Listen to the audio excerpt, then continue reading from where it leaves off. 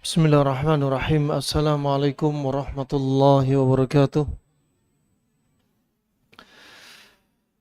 Innal hamdalillah nahmaduhu wa nasta'inuhu wa nastaghfiruh wa na'udzu billahi min shururi anfusina wa min sayyiati a'malina man yahdihillahu fala mudilla lahu wa may yudlil fala hadiya lahu. Asyhadu an la ilaha illallah wahdahu la syarika lahu wa asyhadu anna Muhammadan 'abduhu wa rasuluh iqraran bihi wa tauhida. Amma ba'du. Alhamdulillah, Bapak, Ibu-ibu, hadirin, hadirat rahimakumullah jami'an, wali murid SD Nabawi School Rawamangun. Dalam kajian rutin kita dalam serial kajian dari kitab yaitu Tadhkirul Aba bi Sunanil Mahjura fi Tarbiyatil Abna, yaitu kitab sebagai pengingat bagi para orang tua dengan sunnah-sunnah yang mungkin banyak ditinggalkan terkait dengan tarbiyah pada anak-anak. Dan pada kesempatan kali ini kita akan masuk pembahasan yaitu faslun fi ta'limil auladi al-aqidah as-sahihah, rincian dari bab terkait dengan pendidikan kepada anak terkait akidah as-sahihah. Selama ini mungkin kita fokus kepada anak, di antaranya fokus terkait dengan bagaimana mereka berkata-kata agar tidak berkata-kata kasar, tidak berkata-kata kotor dan keji, agar mereka tidak bertengkar antara adik dan kakak, agar mereka berakhlak yang mulia, agar mereka karim, memberikan apa yang mereka punya dari hartanya, dari sejak kecil sudah dilatih untuk menjadi orang yang mulia. Tetapi kadang ada hal yang lebih fundamental daripada itu semua, yaitu apa? Pendidikan kepada anak kita tentang akidah. Bahkan sebagian aba atau para pendidik, mereka meyakini pendidikan akidah itu akan menyebabkan anak ini gampang pecah belah dengan orang lain. Pendidikan akidah itu akan membuat anak itu terlalu streng dan keras. Pendidikan akidah pada anak-anak akan menyebabkan sejak dini sudah dilatih menjadi ekstrim. Ini justru kesalahan yang dialami oleh orang tua. Kalau kita perhatikan dari apa yang akan kita baca nanti, justru sejak dini si anak sudah diajari tegas untuk menghadapi penyimpangan-penyimpangan. Dan dari bab ini, tentunya apa yang kami baca hanyalah rangkuman saja dari apa yang ada dalam buku asli. Karena buku ini tebalnya sekitar 943 halaman dan kita sudah masuk halaman 62 dan kita belum mendapati terjemahannya, sehingga kita pilih yang mungkin urgent untuk kita ketahui saja. Bahwa orang-orang di masa silam dari para ulama salafus saleh, mereka mengajarkan akidah sejak dini, mengajarkan ilmu akidah sejak dini. Mereka diajari bahkan di madrasah-madrasah yang ada di waktu itu, madrasah-madrasah yang ada pada waktu itu, bahkan dimasukkan seperti semacam kurikulum bagaimana mengenal akidah Jahmiyah, bagaimana mengenal akidah Jahmiyah, mengenal akidah Khawarij, mengenal akidah Rafidhah dan yang selainnya, mengenal orang-orang yang hulu terhadap kuburan. Sudah ada di masa silam. Ya, menunjukkan apa? Anak kecil juga tegas mensikapi orang yang ghulu terhadap kuburan pun sudah diajarkan. Dan justru tarbiyah seperti ini dijuluki tarbiyah yang ekstrim.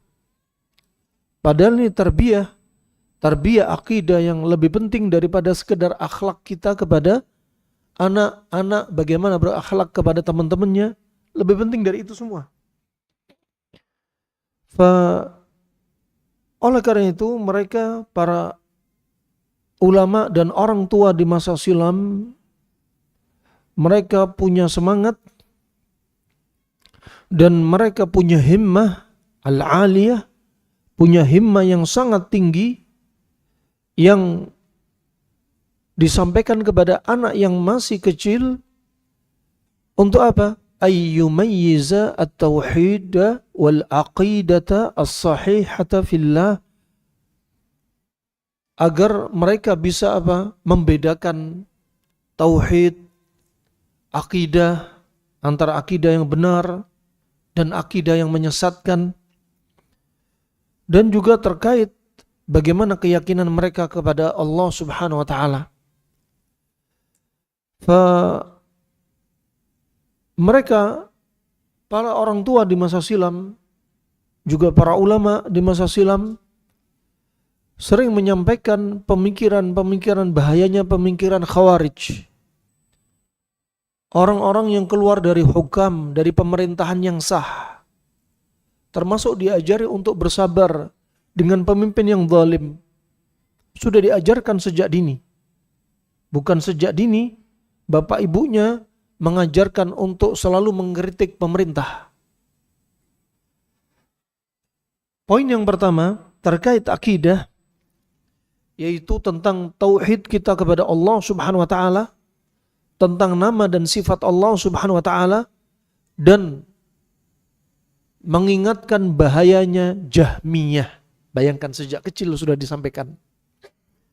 Di antaranya sampaikan kepada anak Anda. Makanya penting orang tua juga belajar akidah. Karena apa? Tarbiyah dimulai dengan apa? Bagaimana orang tua menyampaikan kepada anak. Dan kebiasaan di masa silam, ada orang perawi hadis, bapaknya ulama, kakeknya ulama. Walaupun Anda bukan seorang ulama, bukan seorang dai, seorang ustadz, tapi minimalnya Anda juga harus belajar tentang akidah yang benar, sehingga Anda bisa sampaikan kepada si anak. Ketika bapak ibunya punya tauhid yang kuat, punya akidah yang benar, contoh ketika anak sedang berlari-lari, kemudian tak sengaja dia menyenggol gelas atau vas bunga atau guci yang disukai bapak ibunya yang mahal sekalipun, kemudian pecah. Anak ini bakal nangis karena takut akan dimarahi. Tapi tarbiyah orang tua, mengingat dengan akidah, mengingat dengan ilmu yang dia punya, si bapak dan ibu akan mengatakan kepada anak, "Nak, jangan takut. Cukup katakan qaddarallahu wa ma syafa'al. Semua ini atas kehendak Allah." Ya, semua ini atas kehendak Allah. Si ibu bapak jadi sabar, si anak pun jadi lega. Nah, bayangkan ketika orang tidak punya bekal ilmu seperti ini, mobilnya digores sama si anak, dinding dilukis, ya, kemudian gelas, piring dipecahin. Kalau dia nggak punya akidah sahihah, dia bakal mengedepankan amarah dibandingkan menyampaikan ilmu tentang tauhid. Dia bakal mengedepankan pukulan dia kepada si anak, cubitan dia kepada si anak, daripada dia mengucapkan atau dia sampaikan kepada si anak sebagaimana wasiat Nabi, qul qaddarallahu wa ma syafa'al. Ya, ini semua atas kehendak Allah. Ini semua atas kehendak Allah Subhanahu wa taala. Sejak dini mereka disampaikan, diajarkan. Karena Jahmiyah termasuk salah satu aliran sesat Dan aliran sesat mulai banyak bermunculan di kurun ke-400 Hijriah. Jahmiyah, Khawarij, ya, dan seterusnya. Awalnya bersumber dari 4 aliran sesat. Kemudian dari 4 ini bercabang terus, tambah banyak dan tambah banyak. Dan di akhir zaman akan semakin banyak. Sebagaimana sudah disebutkan Nabi SAW, bahwasanya orang-orang Yahudi terpecah menjadi 71 golongan. Satu golongan masuk surga, yang 70 golongan masuk neraka. Begitu pula orang Nasrani terpecah menjadi 72 golongan. Satu golongan masuk surga yang mengikuti ajaran Nabi Isa alaihissalam, Yahudi mengikuti ajaran Nabi Musa alaihissalam, yang satu ini masuk jannah dan yang 72 golongan masuk neraka. Umat Islam juga demikian, terpecah menjadi 73 golongan. Satu golongan masuk jannah dan yang 72 golongan masuk neraka. Hadis ini banyak ditolak oleh orang-orang yang mengedepankan perasaan dibanding mengimani hadis yang sahih. Mereka menolak dengan akal mereka dan perasaan mereka. Dari kecil ajarkan, biar anak kita nggak masuk 72 golongan. Biar anak kita masuk dalam satu golongan bersama bapak ibunya. Jahmiyah, mereka yang punya keyakinan Allah fi kulli makan. Allah berada di mana-mana. Sedangkan wasiat para sahabat, orang-orang saleh, orang-orang salaf di masa silam, mereka ketika berkata kepada anak, Ainallah, maka si anak bakal menjawab, Allah fis sama. Itu menunjukkan apa? Fitrah. Begitu pula ketika ada seorang budak yang dipukul oleh tuannya, yang tuannya ini adalah termasuk sahabat, budak ini dipukul karena melakukan kesalahan. Kemudian ketika ditanya, Ainallah, budak ini menjawab, Allah fis sama. Allah di langit. Kemudian budak ini dianjurkan Nabi untuk dibebaskan. Ini menunjukkan apa? Fitrah. Budak saja bisa menjawab Allah fis sama. Anak kecil saja dengan fitrahnya menjawab Allah fis sama. Jangan katakan Allah fi kulli makan. Kalau dikatakan Allah fi kulli makan, bukan zatnya Allah, tapi ilmunya Allah subhanahu wa ta'ala wa ihatatuh. Ilmunya Allah, kuasanya Allah, pengawasannya Allah yang ada di mana-mana. Adapun Allah tetap di arsy-Nya, beristiwa. Terutama di sepertiga malam Allah turun ke langit dunia, yang hadis ini ditolak oleh orang-orang yang mengedepankan akal perasaan dibanding sanad hadis dan iman. Ketika dikatakan yanzilullah fis sama'id dunya fi thuluthil akhir, bahwasanya Allah turun ke langit dunia di sepertiga akhir. Langit dunia, langit yang paling bawah. Dan Allah melihat hamba-hamba Allah yang bangun, dicari hamba Allah yang bangun. Man yad'uni fa astajibalah. Barang siapa barang siapa berdoa kepadaku, aku akan kabulkan. Wa man yas'aluni fa'u'tiyah. Barang siapa minta kepadaku, pasti akan kuberi. Wa man yastaghfiruni fa'aghfiralah. Barang siapa mohon ampun, pasti akan kuampuni. Mereka yang mengedepankan akal, mereka berkata, kalau Allah turun ke langit dunia, dunia Indonesia, maka arsy-Nya Allah yang di Amerika bakal kosong. Coba. Padahal Allah nggak membebani diri kita untuk memikirkan sesuatu yang akal kita nggak nyampe. Makanya Allah berfirman, wala takfu ma laisa laka bihi ilm. Jangan sampai kau ngomong, bicara dengan sesuatu yang tanpa ilmu, terutama bicara tentang Allah Subhanahu wa taala. Ali bin Abi Thalib pernah berwasiat ketika beliau membasuh dua khufnya. Khuf yaitu alas kaki atau sepatu, bisa juga kaos kaki, ya. Kalau khuf dulu alas pembungkus atau pembalut kaki dari kulit hewan yang sudah disucikan. Kemudian Ali bin Abi Thalib membasuh ketika wudhu di atas punggung kakinya. Kata beliau, "Lau kana dinu birra'yi lamasaha Nabi sallallahu alaihi wasallam ala khuffai." Seandainya agama dibangun di atas akal, maka tentunya Nabi akan membasuh di bawah khufnya. Karena yang kotor bawah. Kenapa Nabi yang basuh atasnya ketika berwudu? Nah, demikian rahmani wa rahimakumullah jami'an. Sekali lagi, didik kepada anak kita, Allah fis sama, Allah di langit. Yang di mana-mana itu ilmunya Allah, pengawasan Allah Subhanahu wa taala.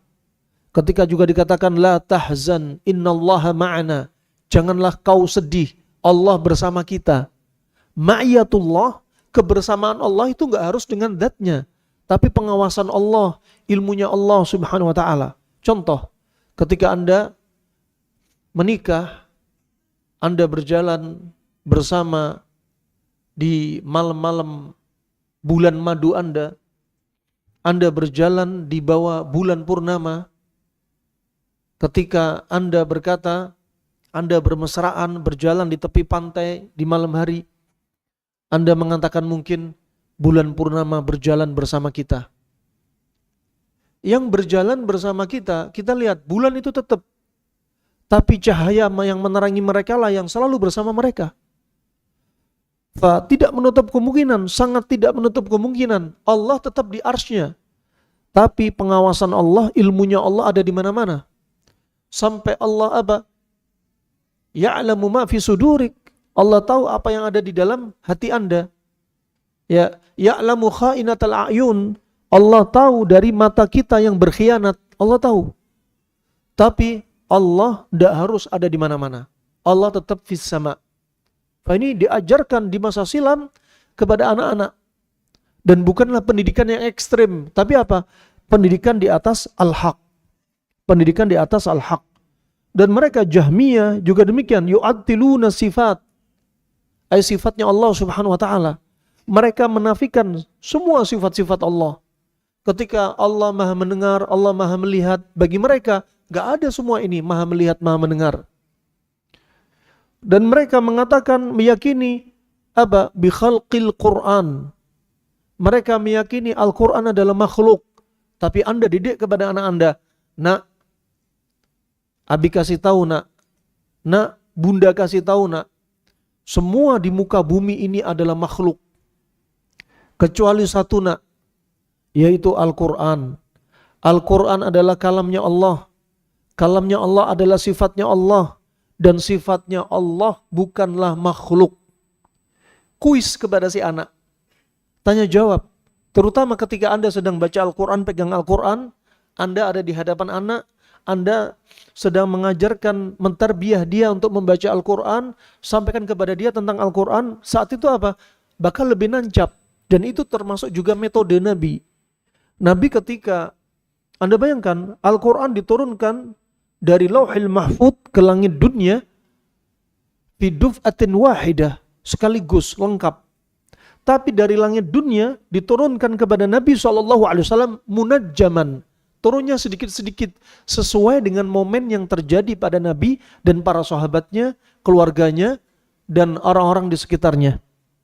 Untuk apa tujuannya? Kadzalika linutsabbita bihi fuadak. Tujuannya biar hati kalian menjadi kokoh. Ketika Al-Quran diturunkan sesuai dengan momen, dia bakal cepat hafal. Dan kejadian itu nancap di dalam hatinya. Kenapa ada asbabun nuzul? Turunnya ayat ini sesuai dengan kejadian. Nah, contoh Nabi pernah melihat dua kambing yang saling menanduk. Satu kambing yang punya tanduk menanduk kambing yang gak punya tanduk. Dia menzalimi. Kemudian Nabi berhenti, membiarkan sahabatnya melihat momen tersebut. Kemudian Nabi menyebutkan firman Allah Subhanahu wa taala yang turun pada waktu itu juga. Ketika orang-orang kafir nanti di padang mahsyar, mereka bakal berkata, ya laitani kuntu turaba, seandainya aku jadi debu. Apa maksudnya? Karena nanti hewan yang mendolimi tadi akan dikisos di padang mahsyar. Kambing yang gak punya tanduk membalas kambing yang mendoliminya yang punya tanduk. Setelah proses kisos selesai, mereka jadi debu. Oleh karena itu orang-orang yang menyesal dari orang-orang kufar yang gak beriman kepada Allah dan Rasulnya SAW, mereka berkata, seandainya aku seperti hewan, jadi debu, selesai, gak ada urusan siksa neraka. Nah, ini disampaikan bakal ayat ini lebih nancap di hati mereka, di benak mereka, kapan? Ketika Nabi menyampaikan sesuai dengan kejadian. Dan setiap kejadian sebagai tarbiyah, sebenarnya seperti homeschooling, ya seperti sekolah-sekolah yang Anda di sini misalkan diajarkan ketika ada momen ustadznya menyampaikan. Kenapa? Ustadznya berilmu. Katakan di sekolah sini ustadznya berilmu, sampaikan, nak nggak boleh, dek nggak boleh, kak nggak boleh, Nabi sudah bersabda. Ini lagi tengkar. Kemudian ustadznya menyebutkan, ingat Nabi sudah bersabda, la tabaghadu. Jangan kalian saling membenci. Itu bakal nancep. Kapan? Ketika mereka bertengkar. Disebutkan hadis masuk dalam telinga. Dan ini termasuk apa? Usulubnya, dakwahnya Nabi SAW. Nah, demikian ketika Anda baca Al-Quran, Anda sampaikan, nak, satu-satunya di muka bumi yang bukan makhluk cuma Al-Quran. Itu nancep. Nah, ketika Anda jalan-jalan ke kebun binatang bersama anak Anda, dikasih tahu, nah ini ada hewan, ada hewan-hewan. Dan ketika melewati hewan hiena, bahasa Arabnya dhaba, ya, satu-satunya Anda bisa sampaikan kepada dia, nah ini ada hewan hiena, ini hewan langka, nak. Satu hewan ini dihargai 700 juta, nak. Dan hewan ini bakal menyerang manusia kalau mereka bergerombol, nak. Sampaikan juga, dulu nak, Nabi pernah ditawarkan daging hewan ini oleh para sahabat yang berburu binatang ini, nak. Dan waktu itu Nabi ditawarkan daging hewan ini, tapi Nabi merasa jijik. Nabi gak mau makan, tapi Nabi membiarkan para sahabatnya makan. Berarti halal apa haram? Halal. Sampaikan kepada anak-anak, nak, satu-satunya binatang buas yang ada di daratan yang dihalalkan cuma hiena. Adapun binatang buas di laut halal. Ya, hiu, mau singa laut, mau anjing laut, mau penyu. Nah, beda sama apa? Binatang buas yang ada di darat. Satu-satu yang halal cuma apa? Cuma hiena. Nah, ini rahmani wa rahmakumullah jami'an, termasuk tarbiyah. Kenapa? Orang di masa silam mengatakan termasuk gara-gara akidah Jahmiyah. Ya. Mereka mengatakan Al-Qur'an makhluk. Ya, sampai kekhilafahan di masa silam. Ya, mereka 3 khilafah ada yang meyakini terpengaruh oleh Jahmiyah ini, Jahm bin Safwan ini untuk mengatakan Al-Qur'an makhluk. Sampai Imam Ahmad yang berjuang untuk tetap tegar mengatakan Al-Quran kalamnya Allah dan kalamnya Allah bukanlah makhluk. Ya, sampai waktu itu subhanallah banyak para ulama salaf yang sampai mengatakan Al-Quran makhluk gara-gara apa? Takut dibunuh, takut dengan pedang. Seperti siapa? Ali bin al-Madini, gurunya Imam Al-Bukhari. Yang padahal dia dijuluki Hayatul Wadi, ularnya padang pasir. Kenapa? Karena saking detailnya dia meneliti ilmu hadis. Ya, sampai juga Imam Bukhari berkata, "Mastasghartu nafsi illa inda Ali bin al-Madini." Aku tidak merasakan diriku sangat kecil kecuali di hadapannya Ali bin al-Madini. Kenapa? Karena dia lebih mahir daripada Imam Al-Bukhari, yang dirasakan Imam Bukhari demikian. Tetapi ketika ada fitnah Al-Quran makhluk, dia terpaksa mengatakan Al-Quran makhluk. Dan dia gak kafir.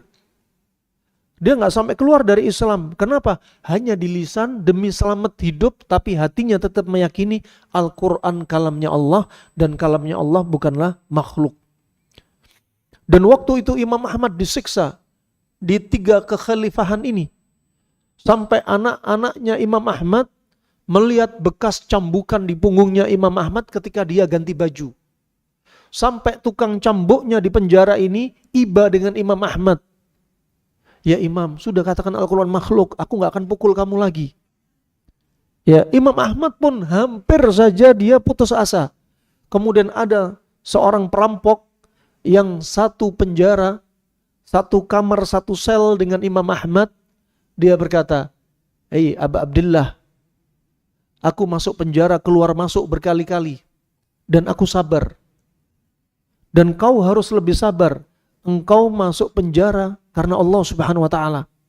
Engkau mempertahankan Al-Quran, kalamnya Allah, bukanlah makhluk. Aku aja berbuat maksiat, sabar. Bagaimana dengan dirimu?" Dengan nasihat si perampok ini, pencuri ini, Imam Ahmad kembali tegar. Dan kalau bukan ba'dallah, kalau bukan karena jasanya Imam Ahmad, sampai detik ini bakal banyak umat Islam yang bakal meyakini Al-Quran makhluk dan bukanlah kalamnya Allah. Ini jadi amal jariahnya Imam Ahmad. Gara-gara perjuangan dia, sampai detik ini, akidah kaum muslimin mengatakan Al-Quran kalamnya Allah dan dia bukanlah makhluk. Wah, ini sampaikan cerita-cerita ini kepada anak. Sehingga mereka apa? Mengagungkan Al-Quran, mengagungkan perjuangan para ulama salaf. Bagaimana menjadikan Al-Quran tetap apa? Tidak dirubah huruf-hurufnya, tetap dikatakan akidah ini adalah kalamnya Allah. Wa sautul qari wal kalam kalamul bari. Suara yang kita baca ini suara kita baca Al-Quran itu suara kita. Tapi lafaz Al-Quran yang kita baca itu adalah kalamnya Allah Subhanahu wa ta'ala. Wa ini rahimahumullah jami'an. Juga di antaranya orang-orang Jahmiyah mengatakan bahwasanya surga neraka itu enggak ada. Sedangkan Anda ajarkan kepada mereka, nah, surga dan neraka sudah disiapkan. Jangan seperti Jahmiyah. Surga dan neraka sudah disiapkan.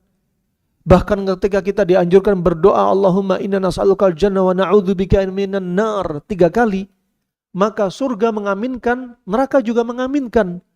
Ketika kita minta kepada Allah, ya Allah, aku minta surgamu ya Allah, diaminkan oleh surga. Ya, begitu pula kita berlindung kepada neraka, diaminkan oleh neraka. Nah, mereka meyakini bahwasanya surga dan neraka nanti dicipta, masih nanti. Ya, padahal disebutkan nanti ketika sangkakala ditiup. Ya, ketika sangkakala ditiup, semuanya bakal hancur. Bahkan disebutkan si peniup sangkakala pun ikut wafat. Dan dia dihidupkan lagi untuk meniup sangkakala yang berikutnya, tiupan yang berikutnya. Adapun yang dikecualikan di antaranya surga neraka tidaklah hancur. Ya, surga neraka termasuk yang dikecualikan. Dan juga di antaranya Jahmiyah, orang-orang Jahmiyah mereka mengingkari apa? Ru'yatullah. Mereka enggak percaya bahwasanya kita bakal berjumpa dengan Allah setiap hari Jumat kita melihat wajah Allah. Ini bedanya pasar dunia sama pasar di surga. Pasarnya surga itu hari Jumat melihat apa? Wajah Allah Subhanahu wa taala.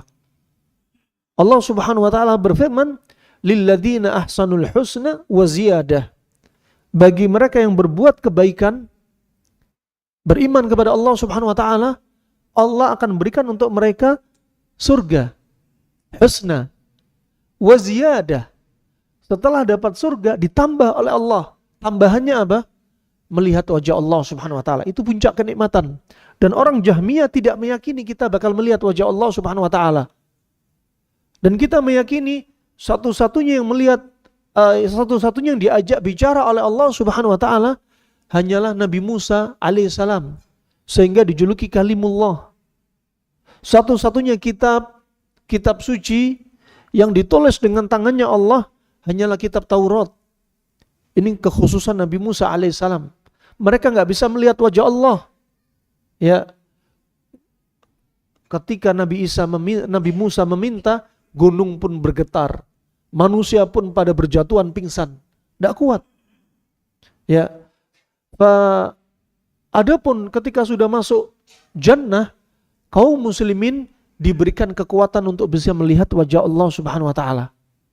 Nah, Nabi Muhammad pun dengan malaikat Jibril ketika Isra Mi'raj, berjumpa dengan Allah, antara Allah dengan mereka ada hijab. Wa hijabuhun nur. Hijabnya adalah cahaya.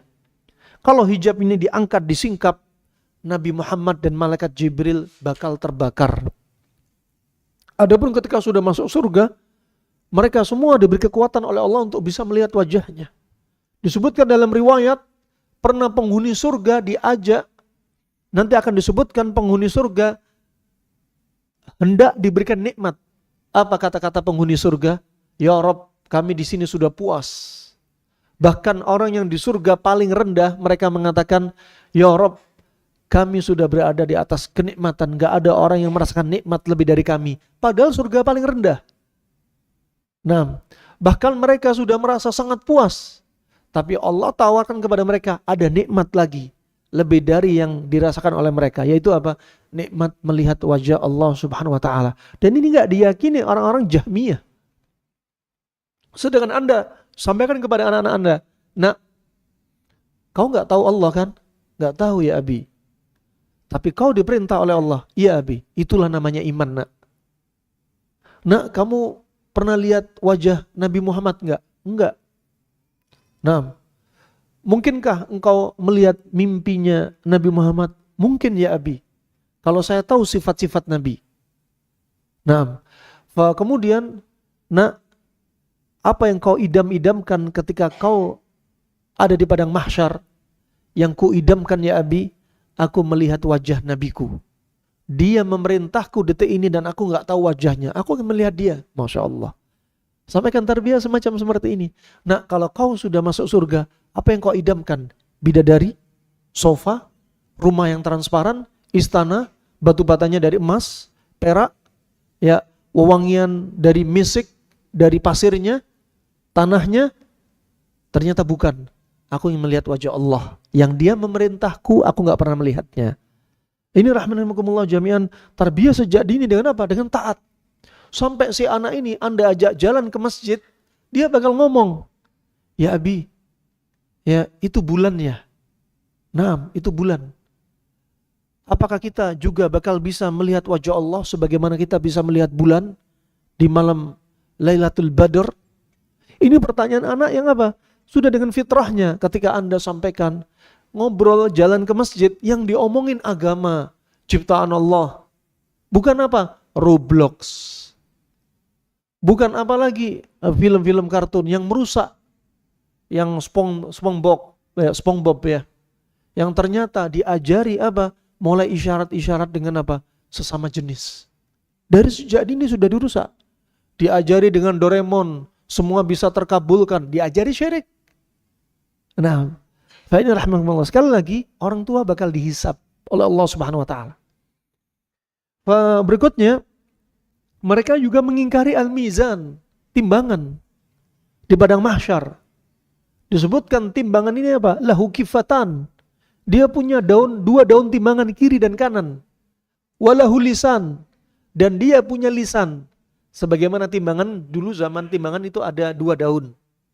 Mana yang lebih berat? Seimbang apa lebih berat salah satunya.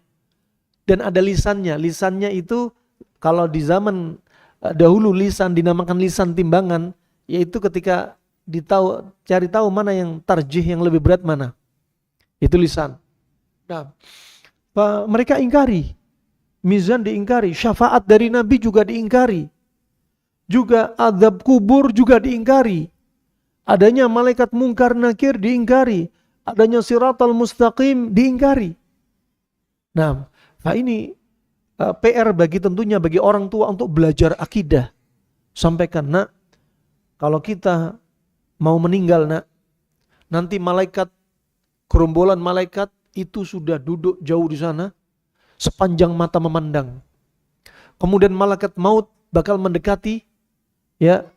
Kalau kita orang-orang yang saleh, nak, kain kafan yang di bawah, kainnya putih, bersih, wangi. Nah, dan orang yang saleh dicabut nyawanya nyaman. Ya, seperti air yang keluar dari ceret. Nyaman keluarnya. Nah, disebutkan berikutnya ketika di alam kubur, ketika kau bisa jawab, man rabbuk, wa man nabiyyuk, wa ma dinuk, kau bisa jawab, nak, maka kau selamat dari apa? Fitnah kubur. Yaitu pertanyaan malaikat mungkar dan nakir. Dan ingat Nabi juga pernah bersabda dalam hadis yang disahkan Syekh Albani dalam kitabnya Al-Janaiz, man mata lailatul jum'ah atau yaumal jum'ah waqahallahu min fitnatil qabr. Barang siapa meninggal malam Jumat atau siang Jumat, maka dia diselamatkan dari fitnah kubur. Kata Syekh Mubarakfuri, fitnah kubur yang dimaksud adalah selamat dari pertanyaan malaikat mungkar dan nakir. Aslinya pertanyaan ini semua bakal ditanya, kita bakal ditanya. Tapi ada pengecualian. Seperti siapa? Para nabi dan rasul. Orang yang mati syahid. Orang yang mati malam atau siang Jumat. Ada yang mengatakan juga di antaranya ada orang yang, yaitu anak yang belum balik. Nah, ini sampaikan. Fitnah kubur itu nyata. Ada himpitan kubur yang sampai tulang rusuk dicerai-beraikan. Nah, ini termasuk tarbiyah akidah. Tarbiyah akidah. Juga imani sirat. Ketika padang mahsyar, di sana neraka ada siratal mustaqim. Di sirat ini ada orang yang jalannya kalam hatil basar, seperti kedipan mata. Ada yang kalbark, ada yang seperti kilat. Ada yang seperti orang yang naik kuda berkendara cepat. Cahayanya juga demikian. Semakin banyak amalan solehnya, cahayanya semakin terang. Semakin banyak maksiatnya, cahayanya redup. Dan sirat, jembatan itu gambarkan kepada si anak. Nah, jembatannya jangan bayangin kayak jembatan dunia. Dia adakku minasya'ar, lebih lembut daripada rambut.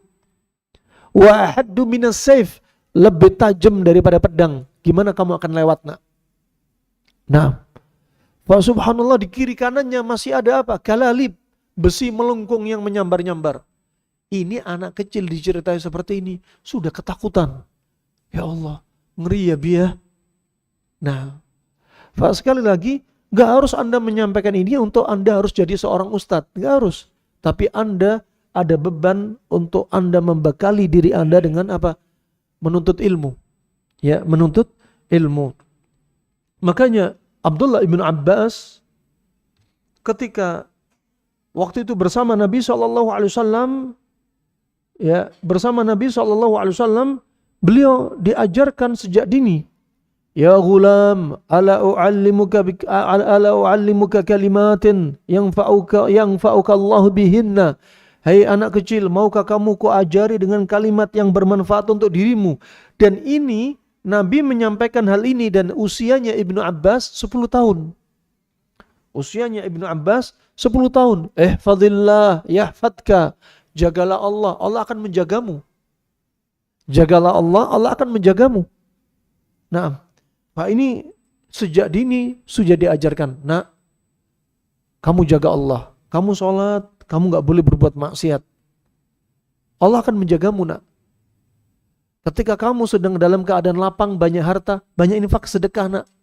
Ketika kamu dalam keadaan sempit, Allah akan mengingatmu ketika kamu dalam keadaan susah. Kenapa? Karena kamu selalu ingat Allah ketika kamu dalam keadaan riang gembira. Nah, ini kalimat-kalimat yang indah, yang bakal dihafal oleh anak selalu.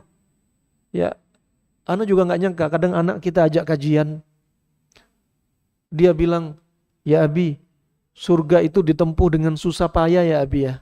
Loh, kamu tahu dari mana? Kan Abi yang ngomong. Kita gak sangka ternyata dia bisa ngomong seperti itu. Nah, tiba-tiba kemarin dia ngomong, kemarin masih fresh. Ya Abi, ini aku tipe dingin ya. Loh kok tahu? Ini alisku tipis. Kulitku dingin. Ya Rabb, subhanallah, ternyata kamu nyimak ya. Iyalah, katanya. Nah, jadi apa yang kita lakukan, dia bakal mencerna. Termasuk anak-anak lagi main bongkar pasang. Kita puterin itu MP3, ya, juz 30. Ini anak masih kecil, 3 tahun, 4 tahun. Tiba-tiba, pas kita murojaah surat An-Naba, dari awal sampai akhir betul semua, coba. Makanya kadang ada teman-teman kami yang menjadikan terapi seperti ini. Jadi ada sekolah, anak-anak yang masih 3 tahun, 4 tahun. 3 tahun, 4 tahun, 5 tahun, ini sekolah. Tapi sekolahnya isinya dari awal sampai akhir, dari datang sampai pulang, isinya main terus sama ustadzahnya. dikasih bongkar pasang, kasih menggambar, tapi diputarkan selama 4 jam ini diputarkan 1 juz selama 10 kali.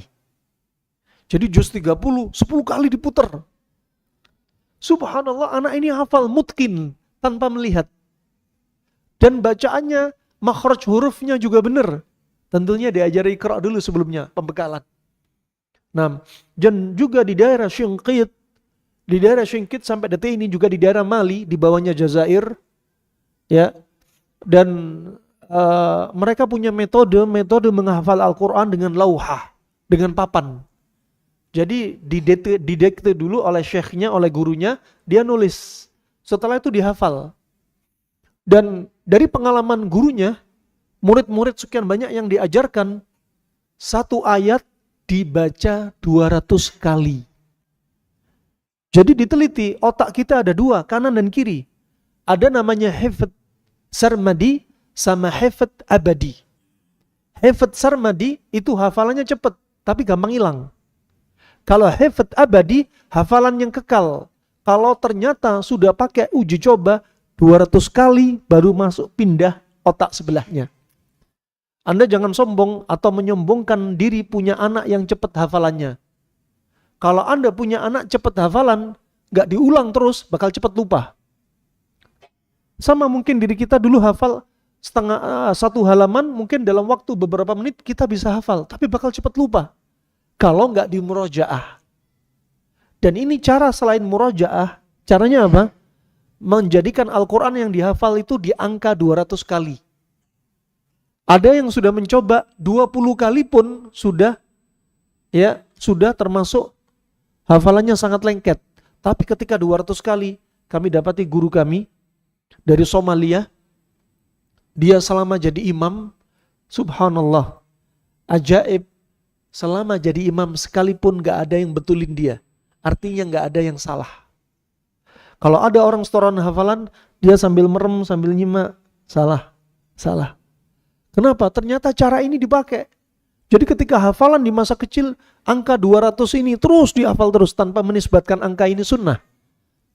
Yang penting cara menghafal. Terus. Dan dengan izin Allah, ini mujarab. Teruji coba. Demikian kalau Anda sering menyampaikan kepada anak, nak gak boleh ya, nak kamu harus gini, nak sampaikan. Oh itu termasuk sekali lagi tarbiyah aqidah. Nah, kemudian rahimakumullah jami'an, di masa silam ulama-ulama salaf juga demikian. Kalau mendapati anak kecilnya duduk dengan apa? Tokoh-tokoh aliran sesat. Ya, ini ada tokoh aliran sesat lagi bicara. Si bapaknya datang, nak tutup telingamu. Itu tarbiyah sejak kecil, jangan bilang ekstrim. Inilah bimbingan mereka. Ini orang yang mengajarkan kesesatan dalam agama, tutup. Ya, juga demikian di zaman kita sekarang, termasuk malapetaka di zaman kita sekarang, suara musik yang ada di mana-mana, di TV, di handphone, iklan. Masya Allah kalau tarbiyah ini betul-betul kayak mereka. Nak tutup telingamu nak. Nah, ini rahimakumullah jami'an. Berikutnya, barakallahu fikum, kita lihat selain kita tahu akidah Jahmiyah, begitu pula ada Mu'tazilah dan Qadariyah. Ya, yang mereka kadang ini nyusup dalam pelajaran ilmu agama umum.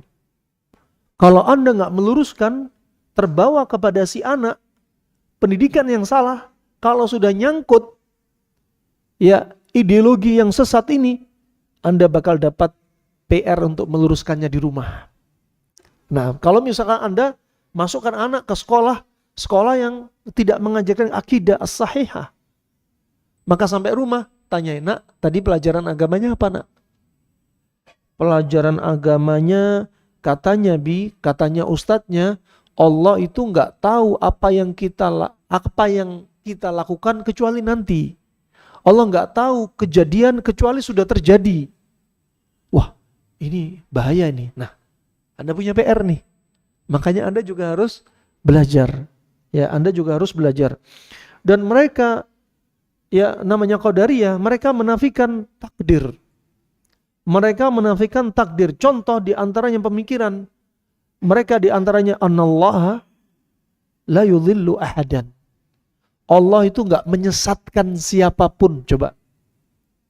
Allah itu enggak menyesatkan siapapun. Padahal Allah memberikan hidayah, petunjuk, menyesatkan, dapat hidayah, itu atas kehendak Allah. Ya. Dan mereka meyakini kalau sudah ada orang bersyahadat, gak akan pernah keluar dari Islam. Coba. Ini kalau nggak belajar, Anda bakal menganggap benar kalau sudah syahadat ya sudah Islam. Dia nggak akan murtad. Padahal ada saatnya ucapan bisa memurtadkan seseorang. Ya, dengan tindak tanduk seseorang bisa memurtadkan. Lihat, kadang iman kita dibangun itu butuh waktu.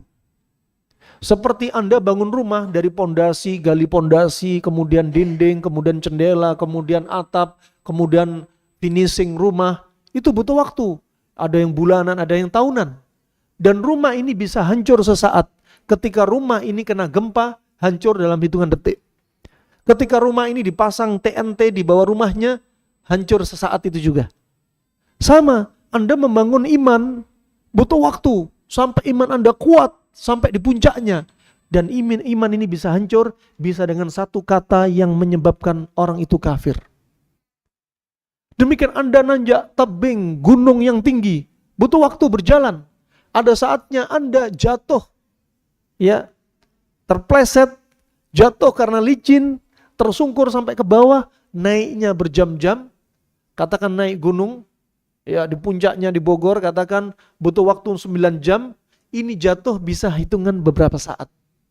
Demikian, makanya sesuatu itu terkait akidah sangat bahaya. Fikih, banyak masalah khilaf fikih dalam fikih ibadah, tapi untuk usul masalah akidah, ini yang Anda harus milih akidah sahihah.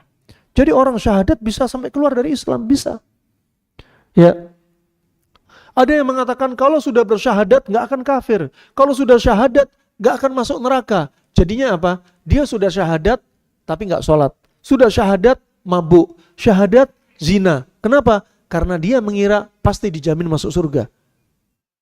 Nah, ini termasuk penyimpangan. Ya, mereka ghulu. Kemudian di antaranya mereka meyakini anallaha lam yaqdur 'ala al-ibad al-ma'asi. Bahwasanya Allah Subhanahu wa taala lam yaqdir 'ala al-ibad al-ma'asi. Allah Subhanahu wa taala tidak menciptakan bagi hambanya itu perbuatan maksiat. Dan annallaha la masyi'ah lahu nafidha fi khalqih. Ya. Juga di antaranya Allah itu enggak punya kehendak terhadap makhluknya. Ya, terhadap makhluknya enggak bisa tembus kehendaknya. Kehendaknya Allah Subhanahu wa taala. Ini penyimpangan juga nih. Dan ini sangat parah sekali. Nah, juga di antaranya anallaha la yakhluqu af'al al-ibad. Allah tidak menciptakan perbuatan hamba, enggak ada kaitannya sama perbuatan hamba. Ya, seperti ketika disampaikan innallaha kataba maqadira al-khalaiq qabla khalqis samawati wal ard bi 50 alf sanah. Allah menciptakan, ya, Allah sudah mencatat takdir, yaitu sekitar 50.000 tahun sebelum bumi dan langit ini dicipta. Lantas apa kata mereka? Ya sudah, yang kita berarti lakukan apa saja, kan sudah dicatat oleh Allah. Kan yang sudah dicatat neraka ya neraka sana, sudah ada catatan, jadi kita gak ada urusan. Yang surga ya surga, jadi gak perlu usaha. Nah, sedangkan kita mengajarkan kepada anak-anak untuk dapat surga itu butuh susah payah. Huffatil jannah bil makari wa huffatin nar bisyahwat. Surga itu apa? Ditempuh dengan susah payah. Susah payah apa? Di dunia, usaha untuk mendapat surga. Rajin sholat, rajin baca Al-Quran, rajin untuk mendatangi semua ketaatannya, menjauhi semua larangannya. Sedangkan orang-orang salaf mendidik anak mereka di masa silam, yu'minuna bi anna kulla syai'in biqada'illahi biqada'i min Allah wa qadari. Ya, bahwasanya orang-orang salaf mengajarkan bahwasanya segala sesuatu dengan qada dan qadar dari Allah Subhanahu wa taala. Khairan asyarran, baiknya atau buruknya. Baiknya atau buruknya. Sedangkan Al-Mu'tazilah mereka lebih mengedepankan akal, perasaan daripada dalil. Mereka meyakini kalau ada dalil yang nggak cocok dengan akal, berarti ditolak. Kalau dalil nggak cocok dengan Al-Quran, berarti ditolak. Itu penyimpangan mereka. Ini penjelasan singkat tentang Al-Mu'tazilah. Kemudian yang terakhir Al-Murji'ah. Sebelum kita tutup, Al-Murji'ah diantaranya anal iman qaulun faqat. Mereka meyakini iman itu cukup dengan ucapan.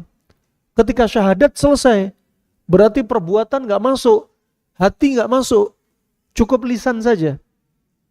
Nah, kalau dia mengucapkan ya asyhadu an la ilaha illallah wa asyhadu anna Muhammadar Rasulullah, selesai, walaupun hatinya kafir.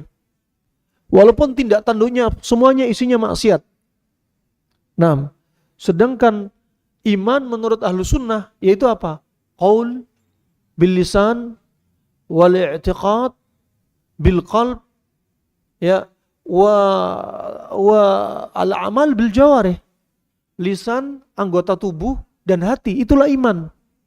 Dan menurut ahlu sunnah wal jamaah, al iman yazidu bil ta'ah wa yanqusu bil ma'siyah. Iman itu bertambah dengan ketaatan dan berkurang karena maksiat. Ini menurut Ahlussunnah wal Jamaah. Sampaikan kepada anak juga. Sedangkan mereka mengatakan iman itu enggak bertambah, enggak berkurang. Kalau sudah syahadat, sudah jamin masuk surga. Nah, kemudian mereka meyakini wa annahu la yadhur ma'al iman ma'siyah. Bahwasanya kalau orang sudah ngucapin syahadat, orang sudah beriman, kalau dia berbuat maksiat, maksiat itu enggak ngefek. Ya, nggak berpengaruh pada diri dia. Jadi makanya ada istilah yang Anda kenal mungkin sebelumnya, tarekat, hakikat, ma'rifat. Anda perhatikan di tahap-tahap tertentu sampai mereka meyakini, ya, mereka sudah di level nggak apa-apa ninggalin sholat, sudah dijamin masuk surga. Nggak apa-apa minum khamr, nggak apa-apa judi, nggak apa-apa zina. Gak apa-apa mabuk, gak apa-apa makan uang haram. Kenapa? Karena sudah dijamin masuk surga. Ini level boleh melakukan maksiat. Coba. Sampai level seperti itu. Padahal Allah berfirman dalam surat Al-Bayyinah ayat 5, "Wa ma umiru illa liya'budullaha mukhlishina lahud-din hunafa wa yuqimus salata wa yu'tuz zakata wa dzalika dinul qayyimah." Ya, Allah, ya, mereka tidaklah diperintah kecuali untuk apa? Untuk beribadah kepada Allah. Di sini juga ada semacam rukun la ilaha illallah. Rukun la ilaha illallah ada nafyu wal itsbat. La ilaha nafyu, illallah itsbat. Ayat ini juga demikian. Wa ma umiru, itu nafyu. Ya, wa ma umiru nafyu illa liya'budullah. Itu itsbat. Ya. Dan ini harus apa? Dengan keikhlasan. Keikhlasan kepada Allah Subhanahu wa taala. Dengan agama yang lurus ini, dan mereka apa? Menegakkan sholat, menunaikan zakat, dan inilah agama yang lurus. Coba Nabi tetap berjihad walaupun sampai ini apa? Helm besinya tembus kena panah sampai besinya masuk ke giginya, sakit selama 1 bulan. Ya, Nabi tetap berjihad. Nabi sholat malam sampai apa? Kedua kakinya pecah-pecah, bengkak-bengkak. Hatta yatawarram qadamai. Ya, Nabi juga berpuasa. Ya, Nabi juga infak sedekah. Nabi bukan sampai level tertentu sampai meninggalkan ibadah, bukan. Makanya ini juga sampaikan. Ya,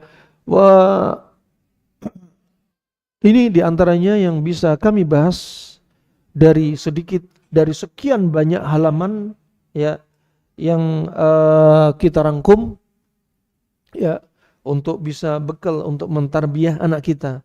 Adapun pertemuan berikutnya, tolong diingatkan ya, Mas. Pertemuan berikutnya judulnya hati-hati dari bahaya khawarij teroris. Tarbiyah anak dari berikutnya akidah mereka khawarij teroris. Nah, insya Allah ini bisa kami sampaikan. Selanjutnya mungkin kita manfaatkan sesi tanya jawab. Masih ada 7 menit, dipersilahkan.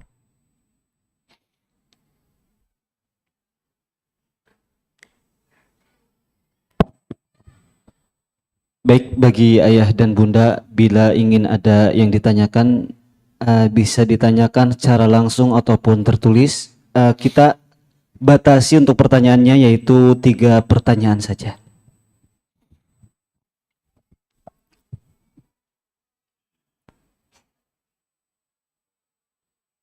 Silakan, ada pertanyaan?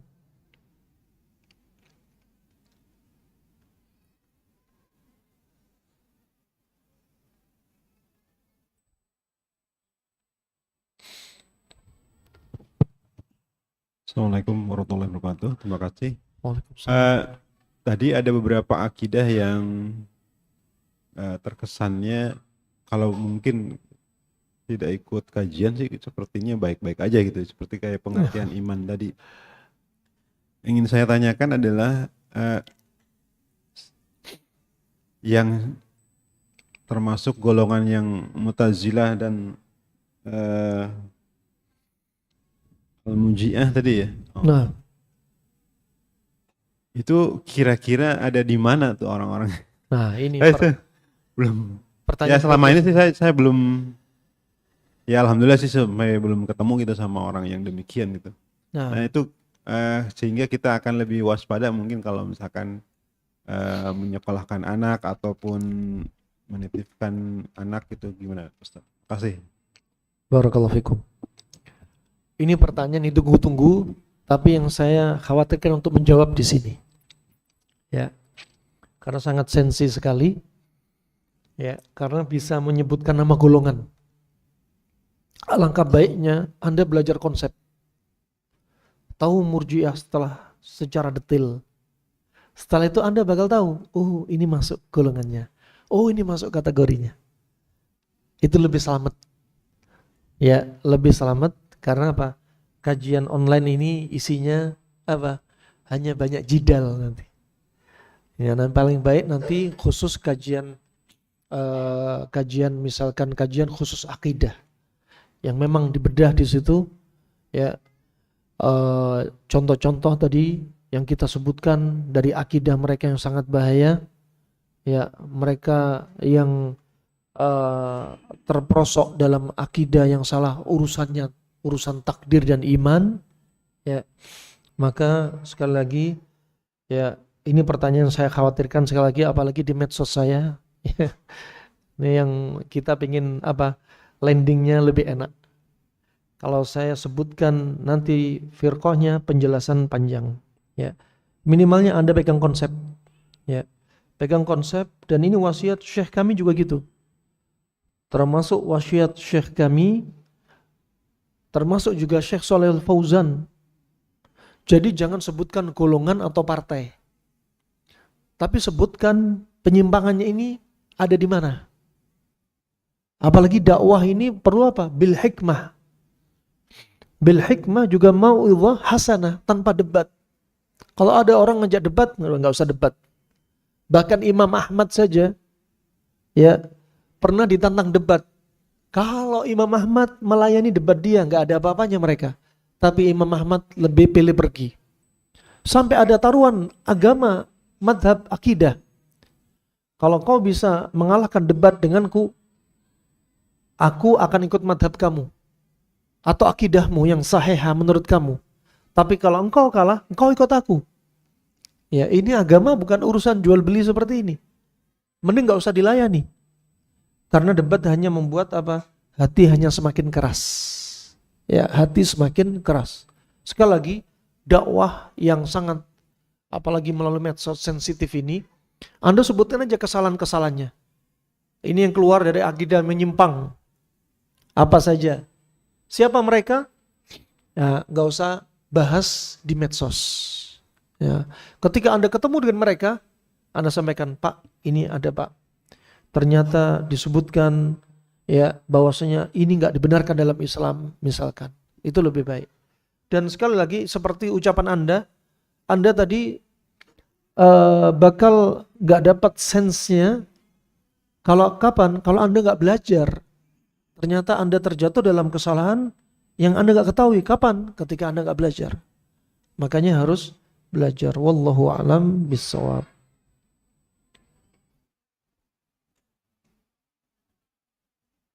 Baik, berikutnya.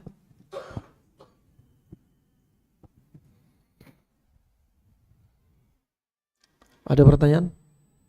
Sisa 2 menit. Ibu-ibu ada pertanyaan?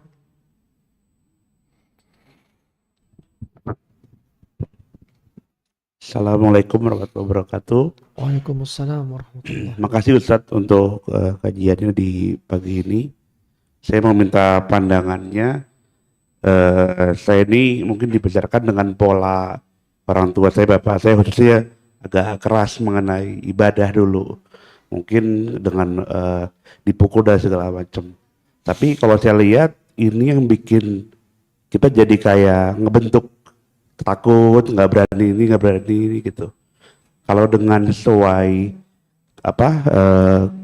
ajaran Islam, maksudnya pola mengajar dengan kekerasan itu seperti apa, Ustaz? Nah, Terima kasih. barakallahu fiik. Nah, kadang ada dilema yang bapak tegas kemudian marah kepada anak, ya, antara kasihan dan antara marah yang tercela. Yang pertama, kita lihat tarbiyah orang di masa silam memang keras. Justru kebentuk kadang di situ. Ya, bahkan bukan hanya tarbiyah kepada anak. Syekh kami kadang mentarbiyah muridnya dari anak belum balik sampai kakek-kakek. Ya, Syekh kami ada namanya Syekh Muhammad Al-Imam. Pernah kami hadir di majelisnya. Hadir waktu itu, yang hadir 4.000 murid hadir di majelisnya. Ya, ketika dia tarbiyah, dia menghafal hadis. Bagaimana caranya? Setiap asar itu sebelum masuk hadis Sahih Bukhari, Sahih Muslim lanjutannya, dia menunjuk. Siapa yang hafal hadis yang kemarin? Endak gitu kata dia. Kamu sudah kakek-kakek. Endak katanya. Hafalkan hadisnya. Saya enggak hafal ya Syekh. Enggak hafal. Ta'al sini. Ini Syekh. Bapak-bapak sudah usia 60 tahun. Sama guru kita. Mana tangan kamu? Dipukul. Prak. Si anak-anak yang anak-anak muda, anak kecil juga. Akhirnya apa? Menghafal hadis jadi lebih disiplin. Dan tarbiyah semacam ini. Dan bahkan orang di masa silam. Mereka itu kadang meletakkan saut. Saut itu apa? Seperti cambuk. Tali cambuk ditaruh di dinding. Untuk apa? Nakuti istri sama si anak. Kalau makar macam-macam ini kepakai cambuk ini. Tarbiyah. Jadi wanita nggak ada istilahnya banyak wanita nyolot sama suami. Ya permisi bahasa kasarnya apa? Berani. Akhirnya apa? Mereka memang harus. Yaitu surga mereka di laki-laki ini. Tapi kalau laki-lakinya nggak benar, laki-lakinya zina, laki-lakinya mabuk, lihat film porno, ngerokok, laki-lakinya suka musik, ya istrinya marah-marah ya wajar. Mas sholat, jangan jadi mas bukin. Ya, laki-laki jadi mas buk terus, ya laki-laki dibentak terus sama istrinya, kenapa? Nggak benar, wajar. Wah subhanallah, ini tarbiyah di masa silam juga keras. Ya. Untuk menghafal juga demikian, marah mereka. Tapi marahnya apa? Untuk maslahat, boleh. Marahnya juga karena Allah, boleh. Yang nggak boleh marahnya, marah karena syahwat. Dan kalau mukulnya sampai membuat lebam, memar, luka. Kalau mukul untuk tarbiyah apa? Darbun ghairu mubarrih. Pukulan yang tidak membuat cedera. Apalagi wanita dipukul sebentar, pukul dikit, padahal dipukul lembut aja udah nangis. Mereka apa? Kal qawarir, seperti gelas-gelas kaca, fisiknya lemah, hatinya lemah. Padahal pukulannya hanya dikit, hanya pakai tangan. Sudah kayak retak hatinya. anak juga demikian. Ya, anak juga demikian. Kalau memang harus dipukul, ingat pukulannya jangan sampai membuat memar. Karena Nabi sudah berwasiat, laisa minna man lam yujil kabirana wa lam yarham saghirana. Bukanlah termasuk golongan kami orang yang tidak menghormati yang lebih tua dan tidak sayang kepada anak kecil. Mau anak sendiri, mau anak orang lain. Ya, sayang. Dan itu Nabi SAW. Ketika Nabi SAW mendapati apa? Seorang laki-laki Badu melihat Nabi menciumi cucunya, Hasan Husain. Kata orang Badu ini, kamu mencium anak-anak? Iya, ini termasuk rahmat. Kata dia, aku punya anak banyak, tapi aku gak pernah cium mereka. Kemudian disebutkan hadis ini. Nah, jadi apa? Hukuman tadi untuk maslahat dan apa? Untuk kebaikan dia dan karena Allah Subhanahu wa taala. Dan kalau mukul jangan sampai cedera, jangan sampai memar. Misal ada anak malas-malesan, sering lihat HP, begadang, Anda ketok kamar mereka, gebrak pintunya. Kalau Anda nggak pukul dia, nggak ada HP lagi nak. Ayo salat subuh, laki-laki kok lemah. Ya, Allah yahdik, Allah yuslihuk nak. Semoga Allah beri tunjuk kepada kamu, Allah perbaiki dirimu nak. Doakan terus dia. Jangan jadi orang tua yang la'in. Apa itu la'in? La'in dan la'an. Apa? Banyak mencela. Keluar kata-kata kotor. Ini gak ada kebaikan pada diri mereka. Nah, wallahu a'lam bishawab. Jadi apa? Tetap tarbiyah tegas, tetap jangan ada mindset sebagaimana di medsos, gak boleh marah sama anak. Gak bisa. Marah sama anak ada saatnya. Nabi SAW juga marah sama anak kalau membutuhkan. Seperti ya, ketika ada anak kecil, Amr atau Umar bin Salamah, dikatakan, ya gulam, hei anak kecil, samillah, baca bismillah. Kul biyaminik, makan pakai tangan kanan kamu.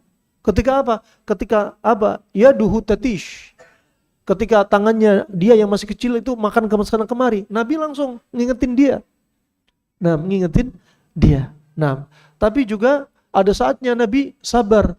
Dan disebutkan Anas bin Malik yang usianya masih kecil, mengkhidmah Nabi selama 10 tahun. Ya, dia kata Anas bin Malik, sama sekali aku gak pernah keluar dari lisannya Nabi, kok begini, kok begitu, gak pernah. Kenapa? Sabarnya dia kepada anak kecil. Wallahu a'lam bishawab. Ini bisa kami sampaikan. Semoga Allah perbaiki diri kita sebagai orang tua, juga anak-anak kita. Dan semoga Allah jauhkan kita dari hawa nafsu, emosi, ya, dan segala wujud maksiat. Dan semoga Allah limpahkan kita dengan taufik untuk menjadi orang tua yang saleh dan salehah. Dan semoga Allah wafatkan kita dalam keadaan husnul khatimah. Amin ya rabbal alamin. Wabillahi taufiq wal hidayah. Subhanakallahumma bihamdik asyhadu an la ilaha illa anta astaghfiruka wa atubu ilaik. Wassalamualaikum warahmatullahi wabarakatuh. Waalaikumsalam warahmatullahi wabarakatuh.